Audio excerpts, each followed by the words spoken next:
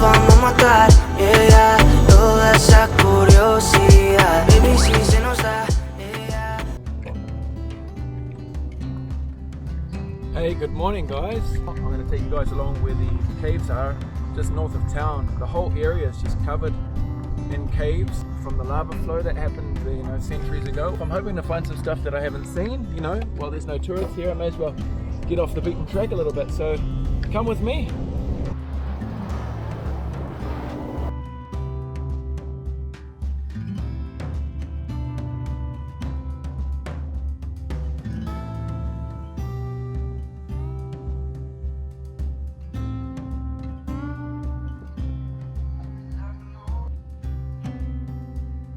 It's not just beautiful blue water of the ocean we've got here, we've also got these stunning green lakes. It's pretty green because of the horse crap and cow crap that goes in there.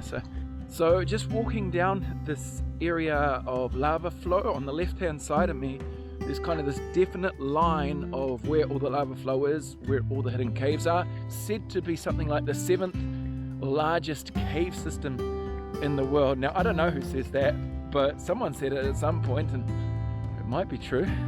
Over to the right of me is basically the area that you can plant. It's Te Waka that runs all the way up to the highest point of the island, and there's a few areas of where they're planting crops. We've actually got some land just over here which we're looking to plant in the near future, but on the left of me it's basically unplantable, hard, solid lava flow all sitting on the top of the land, and underneath absolutely riddled with caves. So I'm hoping to go and explore a few of these caves. I'm going to head to these caves first, or these trees first, and hopefully there's some caves below them.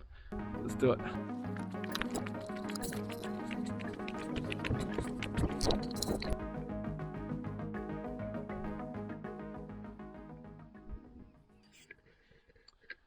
So this is a Pepe Orecko all over the island. Instead of having big fences or anything like that to divide border territories between the different tribes, what they would do is actually just build these like towers, I guess, and they'd put a rock on top, a white rock generally, and that would show where you could not pass from one tribe to the other without authority from that particular tribe.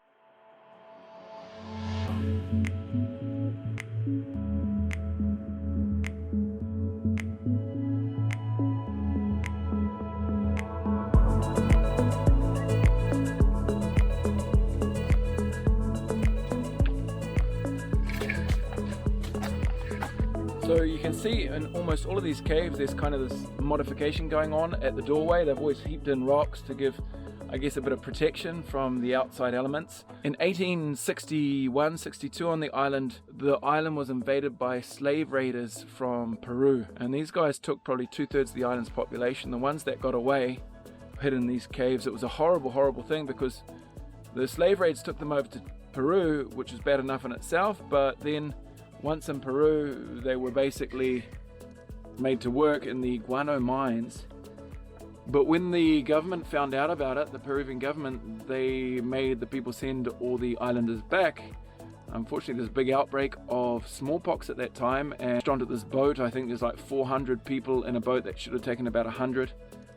Some of the people got off in French Polynesia, but by the time it got here, there was only 11 people, and they brought smallpox into the island, smashing the population. So it was probably at about 4,000 before the slave raids, and after the slave raids there was just 111 people. Famous census of 1877, 111 people living on Rapa Nui, and it would take about 100 years before that population got back to its original of 4,000.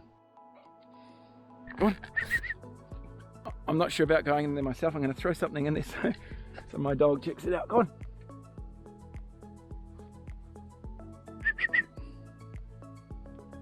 Uh-oh, she's not coming out. Nala! Nala!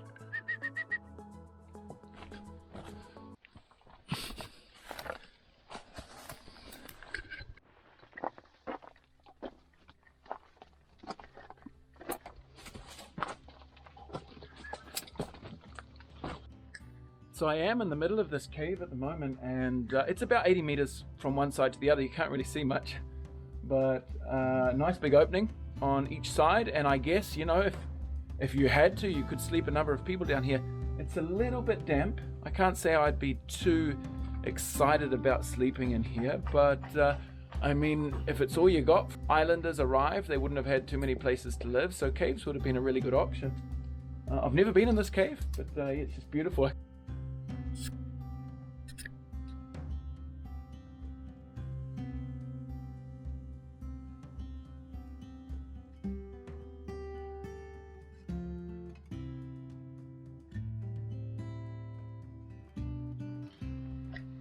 So as we come out of the cave, we can see that this area is really perfect for growing, well, in this case, guavas. So really kind of big, strong trees growing out from here. And it's all kind of rock on the top there, but all the water comes through and sits on this area beneath. And so actually these caves in ancient times were one of the few sources of fresh water that the people could get to. And, you know, even if it hasn't rained for a couple of months, generally you can find water gathered in these caves. In fact, most of our water from the island, it all comes from under the ground in caves like this.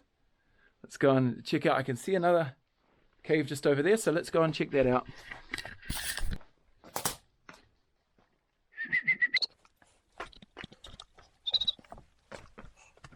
Yeah, so super interesting. Here they've actually made steps to go into the cave. And we can see that this particular cave is a little bit better than the other ones. We can see it's much clearer and kind of much more containable, much more cleanable, and much more homely. And no doubt that people would have slept all down here in this middle area, and they've made steps to get in and out. So apart from having steps in here, it's actually got a wall that they've built along the side, I guess giving it a more homely feel. And two-story. I mean, I'm up on the second story now. I mean, it's hard to say if this was being lived in, the wall and the steps were built in the ancient times, or they were done in the 60s, in 50s, when people were still living here, or perhaps a little bit of both. So further down we've got loads more caves. I'm going to explore them on another day, but that's it for today's, guys, exploring caves on Easter Island. There will be a part 2, part 3, and maybe even a part 4, because man, there's lots to explore. And some of these caves were even used as